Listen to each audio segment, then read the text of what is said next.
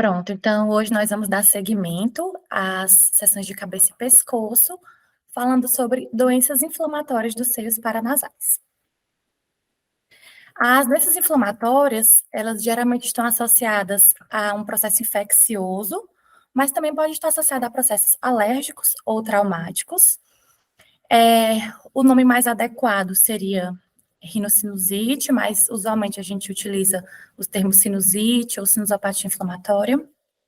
É uma patologia muito prevalente e o diagnóstico deve ser clínico, sendo que os exames de imagem devem ser utilizados primordialmente na avaliação de complicações. Então, só para a gente relembrar um pouco, né? Dentro das sinusopatias, eles têm os critérios maiores e menores, que os critérios maiores seriam dor ou pressão facial, congestão ou volume facial, obstrução ou bloqueio nasal, secreção purulenta, anosmia e hiposmia. E os menores seriam cefaleia, fadiga, halitose, dentalgia, tosse, dor, pressão e volume na orelha. E pelo menos 2 fatores maiores e 2 menores seriam suficientes para dar um diagnóstico clínico, ou além disso, um ou mais achados endoscópicos, pólipos, secreção mucopurulenta, edema obstrutivo da mucosa, ou ainda alterações da mucosa visualizadas na tomografia na ressonância. Com relação à classificação, existe uma classificação temporal, na qual a sinusite aguda, ela é considerada aquela sinusite abaixo de 4 semanas de evolução, subaguda 4 a 12 semanas, crônica acima de 12 semanas. E tem ainda o termo sinusite de repetição, que seria 4 vezes ao ano, ou 3 episódios por semestre. E quanto à gravidade, também é uma escala clínica, né? Na qual eles avaliam os sintomas, rinorreia purulenta, principalmente, mas congestão nasal, drenagem posterior, cefaleia endofascial e tosse. E aí é aquela escala que a gente já conhece, né? Sendo que 0 é sem sintomas e 10 seriam os sintomas mais acentuados. A gente também não pode esquecer de falar um pouco das incidências radiográficas. A gente tem a incidência frontonasoplaca, ou Caldwell, que ela seria uma incidência boa para avaliar os seios frontais. Também dá para avaliar os seios maxilares. Aqui só uma imagem mostrando, né, relembrando um pouco da anatomia. A gente tem ainda a incidência mentanasoplaca, na qual o paciente faz uma hiperextensão, né, do pescoço e coloca o mento sobre o chassi. A gente consegue visualizar bem também os seios frontais, seios maxilares. Se o paciente estiver com a boca aberta, a gente pode conseguir visualizar o seio esfenoidal também.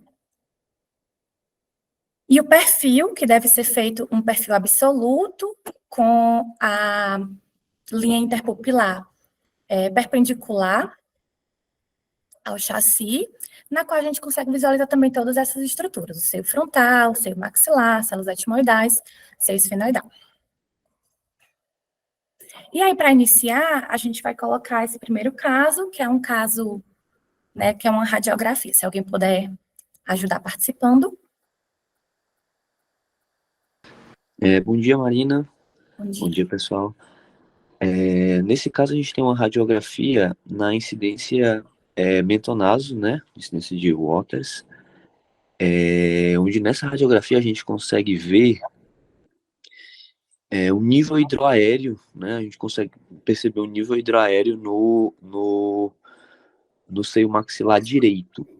Não sei, assim, não sei se dá para ver tão bem um certo espessamento mucoso, mas acho que o principal nessa imagem seria esse nível hidroaéreo que a gente consegue visualizar no seio maxilar direito. Isso, e aí isso indica uma sinusopatia o quê? Assim, falando na presença do nível hidroaéreo, sugere para a gente uma sinusopatia o quê? Você saberia falar? Aguda, né? Pronto, uma sinusopatia aguda, perfeito. Lembrando que a radiografia ele é um método limitado, né? A gente tem muita sobreposição de estruturas, então muitas vezes a gente tem que ser bem sensível para detectar uma pacificação do seio. Mas aqui o achado principal realmente seria a presença de nível no seio maxilar direito e os outros seios aparentemente normais. Aqui eu trouxe só para a gente lembrar, né? O que seria o espessamento mucoso. O espessamento mucoso seria esse espessamento acima de 3 a 4 milímetros, porém, no espessamento mucoso sem clínica, a gente não deve chamar de sinusopatia inflamatória, porque é um achado muito comum, tem estudos que mostram que até 90% dos pacientes assintomáticos vão apresentar espessamento mucoso. Então, lembrar que espessamento mucoso sem sintomas não é sinusopatia inflamatória.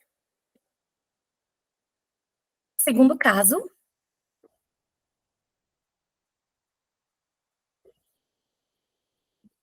Bem, bora lá. O que a gente vê aqui? A gente vê no seio maxilar esquerdo, né? Também tem o nível hidroaéreo, né? A gente vê tem um pouquinho de desvio de septo também, que nessas tomografias, no corte axial e no corte sagital. E basicamente é isso mesmo. Pronto, mas é isso mesmo, tá? A gente tem um nível hidroaéreo no seio maxilar esquerdo, associa-se um desvio de septo ipsilateral. E, mais uma vez, era para a gente trazer aqui a rinocinusite aguda, né? Lembrando que o diagnóstico é clínico, tem que ter aquele período de menos de 4 semanas de evolução. E, como eu já falei também, os exames de imagem, eles são utilizados majoritariamente para avaliar complicações. Porém, o que é que a gente vai ter? Que vai indicar sinusopatia aguda, né? São esses 3 achados que eu trouxe aqui. A presença de nível hidroaéreo, a presença de secreção, ou seja, um conteúdo dentro do seio com os focos gasosos de permeio, e uma completa opacificação ou velamento do seio. Além disso, o espessamento mucoso. Na presença dos sintomas, ele também pode indicar uma sinusopatia aguda. Próximo caso, a gente tem a imagem do raio-x, mas também uma tomografia.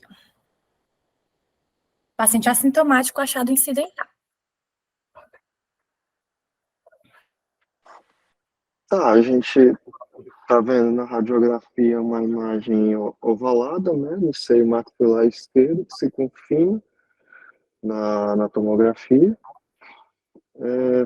Provavelmente, então, um pólipo, né, ou cisto de retenção, não dá para saber qual dos dois. Isso. A gente tem essa imagem polipoide, centrada no seio maxilar esquerdo, que no nosso laudo vai vir como cisto de retenção barra pólipo, mas na prática a gente sabe que os cistos de retenção são muito mais comuns. A maioria das vezes são achados incidentais, mas a gente tem que trazer aqui justamente por isso, porque também são bastante prevalentes. Eles têm natureza inflamatória, secundária a acúmulo de líquidos no interior da membrana sinusal. Como já foi falado também, é indistinguível do pólipo na radiografia e na TC, porém muito mais prevalente, e normalmente são incidentais. Então, aqui só nessa imagem mostrando uma opacificação do seio maxilar esquerdo e a presença de imagens polipoides no seio maxilar direito, que por esse exame a gente não tem como falar se são cistos de retenção ou se são pólipos. Esse próximo caso é uma paciente que ela tinha sintomas, né, de sinusite, e ela fez um exame em janeiro, que foi esse primeiro exame com esses achados, e em agosto, ela, com piora dos sintomas, repetiu o exame. Se alguém puder falar também os achados aqui.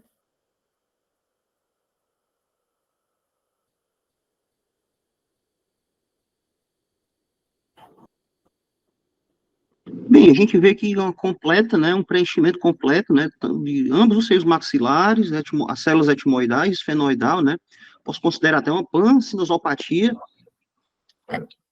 O corte é mais superior, Ives, né, aqui seria mais seio esfenoidal e células etimoidais, né? Ah, beleza, joia. Mas você tá certo. Assim, nessa primeira imagem, o que é muito importante a gente avaliar, que a gente percebe que mudou da primeira para a segunda. Opa, Marina. Bom dia. Bom dia. Tá me ouvindo? Pronto. Só para dar uma complementada aí, tem essa opacidade total dos seios esfenoidais, né? Mas o que é interessante, principalmente na mudança de um para outro, e até de algumas células etimoidais ali posteriores à esquerda também tem uma opacidade total.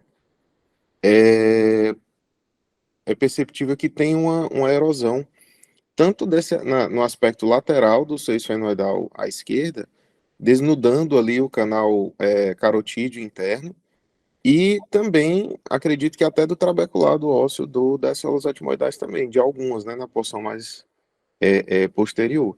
Não sei se o corte está um pouco mais abaixo, e aí a gente não consegue visualizar bem o recesso, né, esfenoetimoidal. Então, acredito que tenha tido também uma erosão óssea aí, tá? Pronto. Indicando um processo mais crônico, né? Até pelo tempo também a gente vê, Também. né? Então, assim, nessa primeira imagem, a gente tinha um espessamento mucoso, bilateralmente em células etimoidais, algumas células realmente completamente opacificadas, como você falou, e um velamento também do seio esfenoidal. E aqui, a paciente, né, com a piora dos sintomas, a gente observa que de um para outro, nesse aqui as paredes estavam íntegras, e aqui a gente tem uma erosão das paredes. E aí essa paciente fez uma ressonância. E aqui a gente tem os achados da ressonância. Se você puder continuar falando. Pronto, então vamos lá. São duas imagens de ressonância, uma axial, outra perfil. A axial, A outra ela sagital, né? corte sagital, perdão. A axial, ela é um flare, não é isso? E o outro é sagital T1, né? Bom, Sim. aí evidencia, né, realmente essa dentro do seio esfenoidal, a opacidade, mas na verdade uma massa, né? E aí ela tendo um alto sinal no flare e um iso sinal abaixo, né? No sagital. E aí já indica realmente, né, a mucocele, né, como diagnóstico. Pronto. Na verdade, eu quis trazer exatamente isso, né? Mas a gente pode observar, como você falou, a gente tem uma expansão do seio esfenoidal, a gente vê que ele está bem expandido, né? O seio esfenoidal, ele normalmente não é assim. E aí a gente vê ele repleto de um material o conteúdo com hipersinal em T2 flare, hipo/isosinal em T1. E a gente observa também que ele se insinua para o seio cavernoso direito, que você também já tinha citado na tomografia, né? A gente viu que essa parede está erodida, a parede lateral está erodida, e ele se insinua para o seio cavernoso esquerdo, e é importante a gente lembrar, olha, que a gente está vendo o flow void da carótida interna direita. E No do outro outro lado, não a gente não visualizei. consegue ver o flow void Exato. da carótida interna esquerda. Então, assim, realmente sugere um acometimento do seio cavernoso esquerdo e provavelmente até, né, com comprometimento da carótida. Muito obrigada. Bom, então, a mucocele ela é resultado da obstrução do ósteo de um seio devido à inflamação, trauma ou alguma lesão, com acúmulo de muco e consequente expansão do seio. Então, aqui só naquele casinho, né, só para mostrar mais ou menos onde é o ósteo de drenagem do seio esfenoidal, né? Ele é medial ao corneto superior. Então, seria mais ou menos por aqui. Se a mucocele estiver infectada, a gente vai chamar de piocele. E esse casinho eu trouxe, ele é raro, porque a gente sabe que eles são muito mais comuns no seio frontal, depois etimoidal, maxilar, normalmente secundário a trauma, e esfenoidal é bastante raro. Com relação aos aspectos de imagem, a gente vai ter uma completa opacificação do seio, que vai se encontrar com margens expandidas e afiladas, com áreas de reabsorção óssea, né, essa erosão que a gente conseguiu ver bem na tomografia. E essa massa, ela se estende para os tecidos adjacentes e pode haver calcificações periféricas. Próximo caso, também a gente vai ter a tomografia e depois a gente vai ter a ressonância. Oi, Marina, tudo bem? Aqui é o Leandro. Oi, Leandro. Nós temos daí duas imagens de TC, né? Um no corte axial e outro coronal, tá bom? Onde a gente observa uma formação expansiva, com calcificações em permeios, tá? provocando destruição de algumas estruturas ósseas, principalmente a gente observa no coronal isso, e até também áreas de espessamento cortical, a gente vê a parede lateral do seio maxilar também, tá? Essa formação expansiva, ela invade, tá? O meato nasal, né? Ali destrói todas as estruturas, como também contralateral, tá bom? É um exame sem contraste, tá? Mas foge um pouquinho do contexto, dá uma, assim, uma formação expansiva, ou um dos principais diagnósticos que eu penso, assim, sabe? Algum tumor, alguma coisa pelo esse caráter de destruição óssea, tá? Mas o problema é que foge um pouquinho do contexto da aula. Eu vou colocar a ressonância. Aí você Pronto. vê se você... Mas só para resumir os achados, realmente a gente tem uma TC, janela de partes moles, axial e janela de osso coronal. A gente consegue comparar essas paredes, né? A parede do seio maxilar esquerdo bem mais espessada em relação à contralateral. Tem um material heterogêneo, até um pouco hiperdenso, né? Com calcificações de permeio, como você falou. Ele tem um comportamento mais agressivo, localmente agressivo, né? A gente vê destruição do septo, a gente vê que esse conteúdo se estende até para o meato direito, mas é basicamente isso o que você falou. Tem a E lâmina aqui, papilácea também, acho que ela compromete, né? A lâmina papilácea da sim, horta. e aqui Aí, as imagens da ressonância. perfeito, tá. Vamos lá, nós temos 3 imagens axiais de ressonância, né? A C, D e E, a C ponderada em T2, a D T1, T1 e o E deixa eu ver, O é um T1, quase com saturação. isso, T1 FET de saturação, isso. Nesse T2, a gente, naquela região, a gente observa, notadamente, um baixo sinal, tá? No isocentro, e na periferia, a gente vê uma região de alto sinal, tá? Quando a gente observa no T1 puro, deixa eu ver aqui, um sinal intermediário para baixo, tá? Nessa região, com a periferia com um pouquinho maior, mais baixo sinal em relação ao centro. E no pós-contraste a gente vê um realce periférico da lesão, tá? Notadamente mais periférico, né? O conjunto dos achados, né, geralmente nos sugerem que seja um quadro de sinusopatia difúngica, porque geralmente elas causam, né, esse caráter bem, como é que eu posso dizer, expansivo no maxilar, ou no seio onde ela causa, e além disso, ela caracteriza-se por justamente esse realce mais periférico. Pronto, obrigada. É isso mesmo, aqui era uma sinusite fúngica, né? Realmente, a princípio, a gente pode pensar, é uma lesão expansiva, é alguma coisa suspeita, né? Um achado suspeito, mas aí a gente vê que o pós-contraste, que tem um realce do espessamento mucoso, né? O mesmo espessamento mucoso que a gente viu aqui na sequência ponderada em T2, a gente vê que tem um realce do espessamento mucoso, porém, a região central, ela não capta. E a gente observa também que esse conteúdo ele tem um leve hipersinal em T1 e um sinal muito baixo em T2.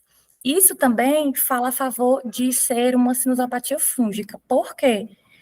Porque a gente tem esse aspecto que chama de seio pseudopneumatizado, né? Você olhando assim, você pode, a princípio, pensar que isso aqui é gás. E aí, com relação aos aspectos de imagem da sinusite fúngica, né? Na TC, a gente tem esse conteúdo hiperdenso, com expansão do seio, remodelamento ósseo, esclerose, erosão, as calcificações em permeio. E na ressonância, a gente pode ter um hipossinal em T1 e T2, mas não necessariamente, como no outro caso, de um leve hipersinal em T1 e um sinal muito baixo em T2, e pode haver um realce da mucosa pós-contraste também, que era o que a gente tinha no caso. Aí esse baixo sinal, ou ausência de sinal em T2, se dá devido aos metais concentrados pelos fungos, ferro, magnésio e manganês.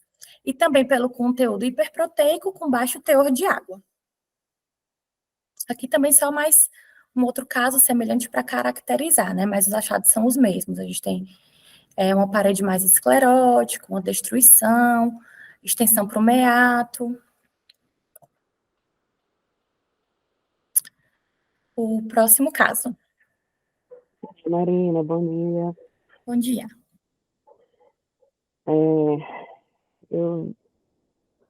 Uma tomografia no corte coronal.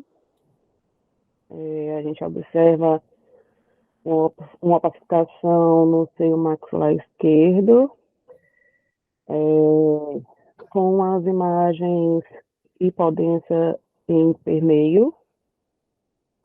Aqui, né, os focos. Certo, focos gasosos. Nessa primeira imagem. Perfeito. Nessa segunda imagem, essas imagens hipodências não aparecem, mas logo ali embaixo, em comparação ao lado contralateral, a gente vê tipo uma imagem circunscrita no lado esquerdo. Acho que provavelmente é um cistozinho, né? Parapical aí do dente molar aí esquerdo, superior esquerdo. Isso, é exatamente isso, né? Que é só um corte mais anterior e um mais posterior. A gente consegue ver uma opacificação do seio maxilar esquerdo, com focos gasosos de permeio, que vão sugerir agudização do processo. Também algumas células etimoidais estão acometidas. E aqui nesse outro corte, a gente consegue ver exatamente essa imagem cística, periapical, aqui era o primeiro molar superior. E aí a gente vê esse achado com uma sinusopatia unilateral, e aí a gente tem que pensar em... Sinusopatia odontogênica, né? Uma sinusite odontogênica, né? Então, realmente, aqui só para mostrar a imagem cística. É a causa mais comum de sinusopatia unilateral e também de sinusite maxilar crônica. É quando ocorre a disseminação da infecção, da inflamação dos dentes para o seio maxilar. Pode ser secundária a complicações ou a iatrogenias decorrentes de implantes dentários. Então, aqui a gente tem uma sinusopatia odontogênica por um cisto periapical, que foi o caso que a gente acabou de exemplificar, mas aqui a gente tem o implante, né, ele atravessou aqui o assoalho do seio maxilar e ele está em permeio aqui ao conteúdo do seio maxilar. Então, aqui a gente tem um implante dentro do seio, isso aqui também é uma sinusite odontogênica, e aqui nessa outra imagem também.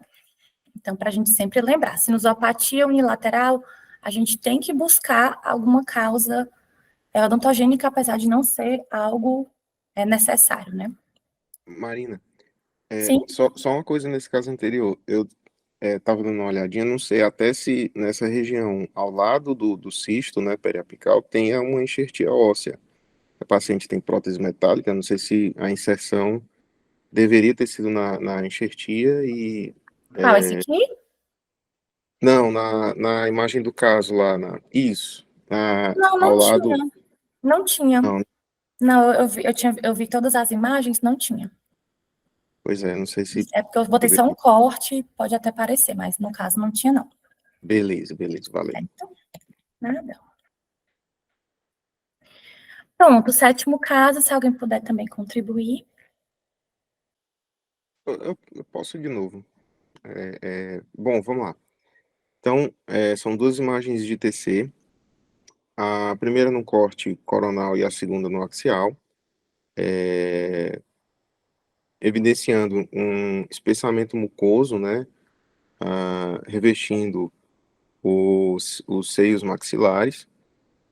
E o que chama também a atenção é que tem um aumento da densidade da uma esclerose óssea, né, dos seus maxilares. E também tem um achado também adicional em relação à concha nasal média direita de aspecto paradoxal. Bom, mas acredito que o foco seja mais do espessamento mesmo.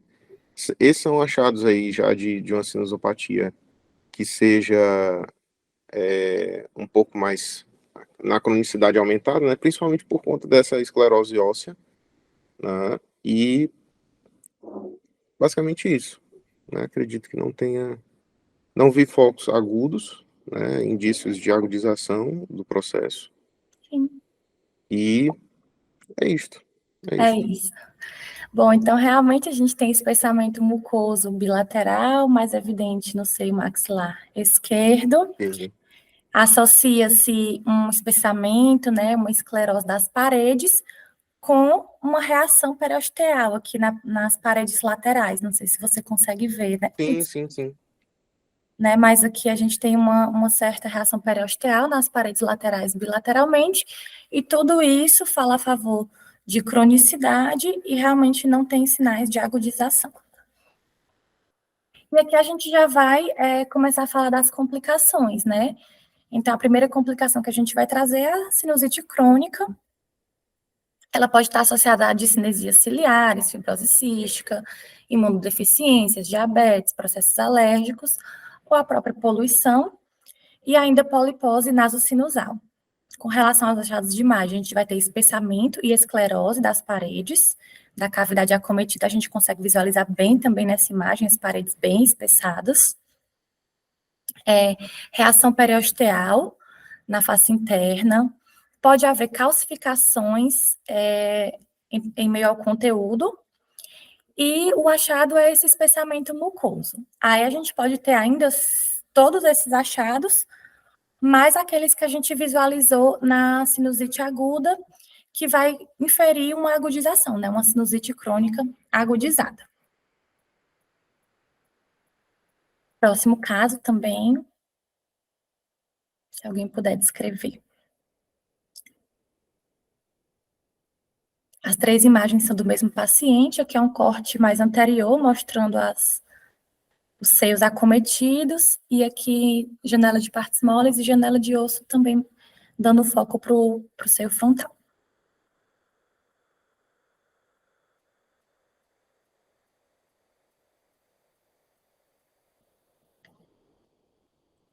Vamos lá, Maria. Nós temos 3 imagens, tá? Uma janela de osso, tá? Aí nesse corte coronal de TC, sagital, e outro também janela de osso na outra TC, ambos sagitais, tá bom? O que a gente observa nessa primeira imagem? A gente observa novamente uma formação expansiva, tá? Com destruição óssea, tá bom? Não vejo tanta esclerose nesse caso, tá? Mas realmente ela destrói a região do infundíbulo, invade a concha nasal média, como também até a superior ipsilateral, tá bom? Ali no meato médio. Deixa eu ver o que mais. Nesse corte sagital, nessa imagem do meio, eu acho que o foco aí é para mostrar essa lesão subcutânea, tá certo? Que se for é o mesmo contexto do paciente ou não? É outro? É o mesmo paciente. O mesmo paciente, ótimo. Essa região, na região subcutânea frontal, certo? E na imagem de parte óssea, a gente vê um rompimento da tábua externa, da dípole, né? Ali no seio frontal. A gente vê um rompimento da cortical, tá bom? Causando uma espécie de celulite, né? Nessa região. Deixa eu ver algo mais. Eu acho que no Isso. mais é Fora isso isso, mesmo. só os espessamentos mucosos, né? Aqui também. Sim. Principalmente seio esfenoidal.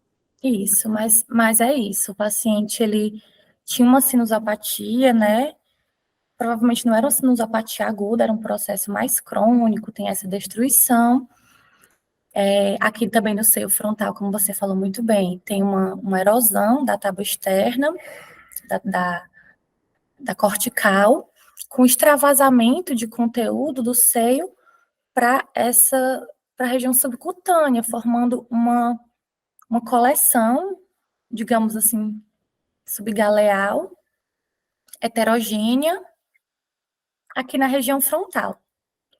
E aí, nesse caso, o diagnóstico seria o tumor de Pote Puff Tumor, é uma complicação cada vez mais rara após o advento dos antibióticos, mas antigamente era um achado mais prevalente.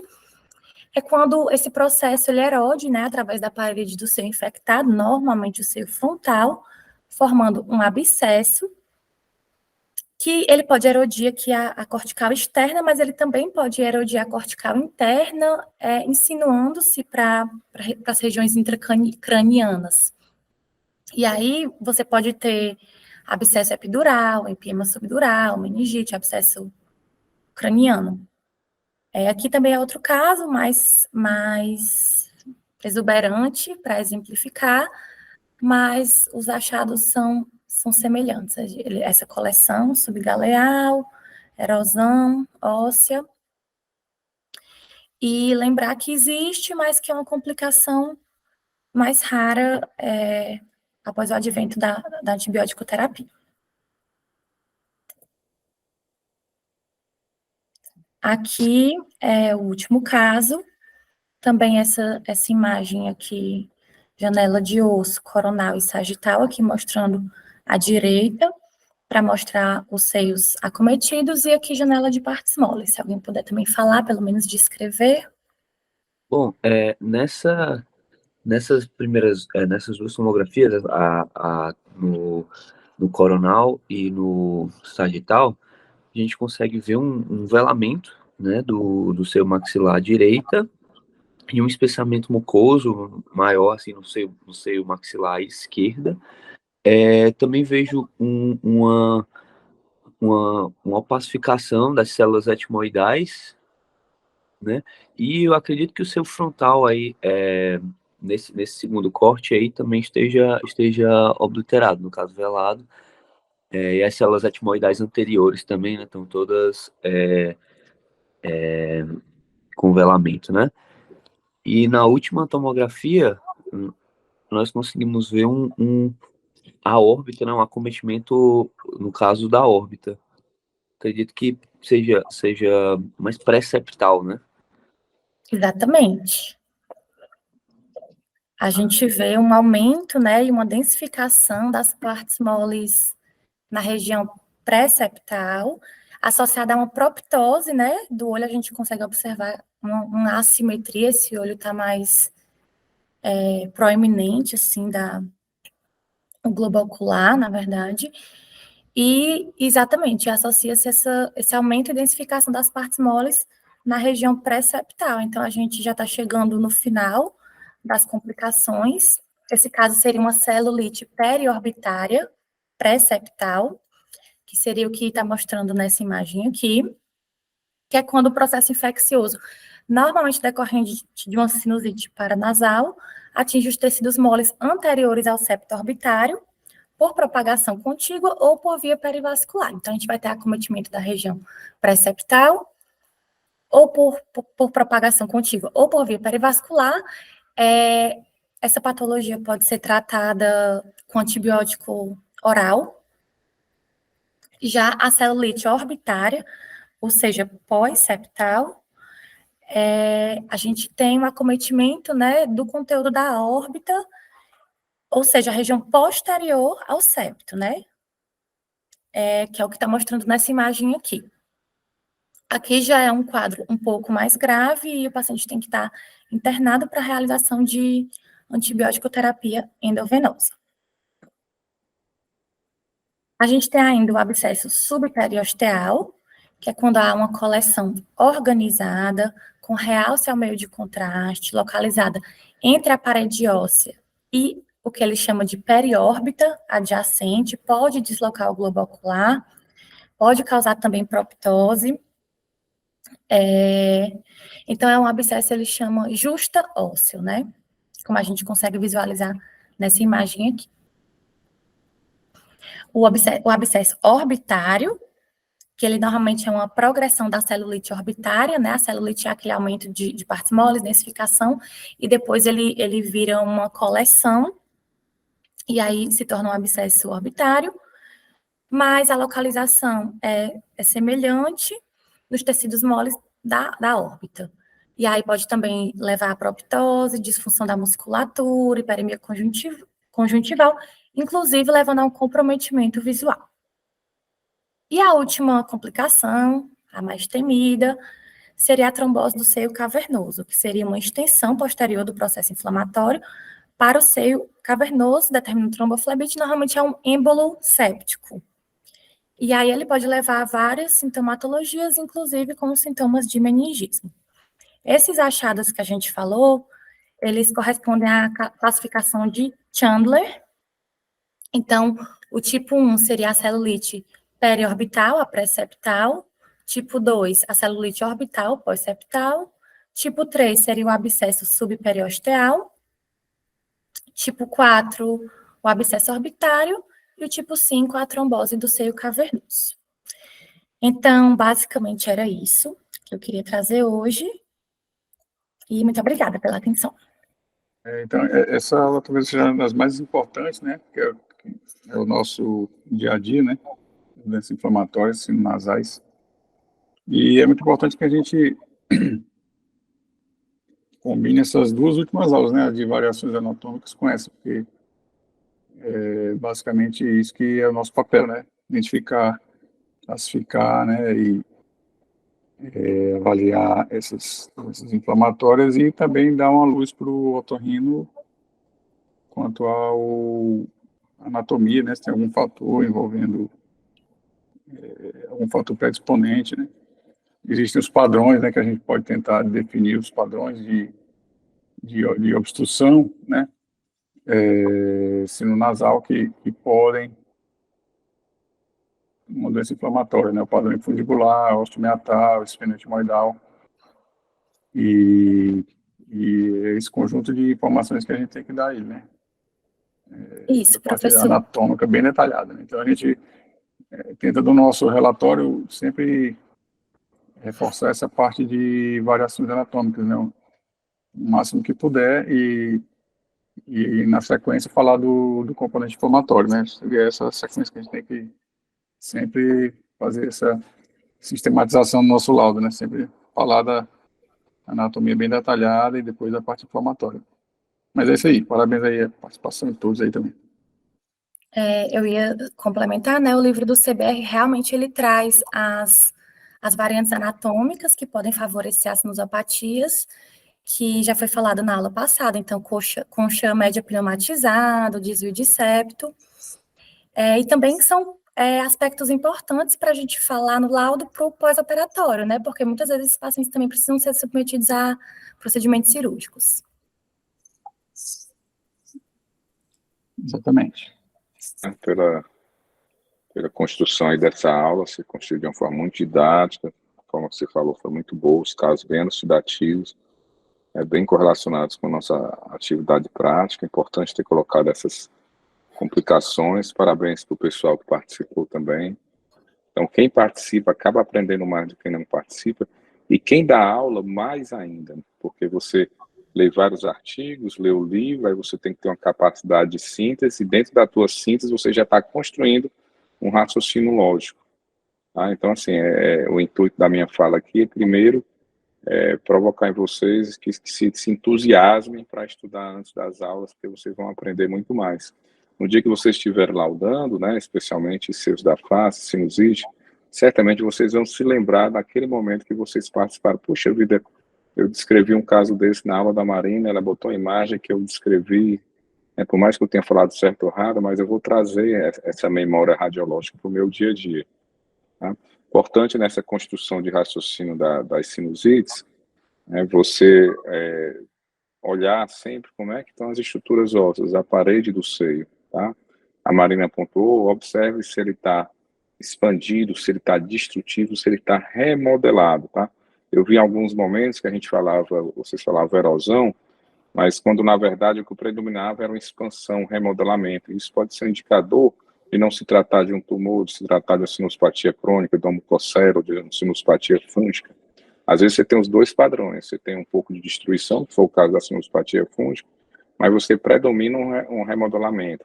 Poxa, por que ele destruiu medialmente a parede, invadiu os cornetos, destruiu e não destruiu as paredes dos seios, que já se encontram espessadas e escleróticas, te inferindo que é um processo mais longínquo, né? Não, se fosse um tumor, talvez não desse tempo de dispersar todas as paredes do seio, por que não destruiu logo? Foi esperar destruir justamente onde ele não tinha resistência. Então, são algumas dicas importantes. Marina, coloca, por favor, só aquele esqueminha da última classificação, achei bem legal, para você ver como conhecimento, né, é um eterno aprendizado para a gente. Eu, pelo menos, não lembrava dessa classificação, embora que a gente tenha essa construção de complicações das sinuspatias em relação à órbita, mas é muito bacana, né, que é essa classificação de Chandra, né. Aqui foi só para eu printar, tá, Marina? Para guardar na minha pastinha, tá? Mas é isso, Professor, pessoal. eu confesso Diga. que o livro do CBR ele não traz, mas aí o Radiopedia trazia, e aí como Não, às vezes a bem gente gosta legal. de, né, Isso. pronto, eu li. Claro que não necessariamente isso é uma progressão de gravidade de um processo só, né? Às vezes você tem a sinusite e você já tem o seu cavernoso. Mas, como às vezes você tem só um abscesso subperosteal sem ter uma celulite pré-septal. Mas é uma classificação de intensidade de gravidade, e aí também faz você construir um checklist, né? Você tem uma sinusite, olha lá a lâmina papiraça, como é que está a órbita do lado? Você tem uma sinuspatia etimoidal importante, você está do lado da órbita, vamos olhar como é que está. Se tem uma coleção superosteal, e se tiver, será que já tem abscesso? Como é que está a área pré-septal, pós-septal e o seu cavernoso? Ou seja, olhem sempre essas estruturas. Eu gosto desses esqueminhas, são bem didáticos, sabe? Eu acho bem legal. Confesso que não conhecia. Porque às vezes a gente acha que conhece, né? Está em algum lugar por aqui. Esse aqui eu estou levantando minha mãe apontando para minha cabeça, tá? Em algum lugar aqui. E aí a gente traz de volta, né? Mas é bacana, assim.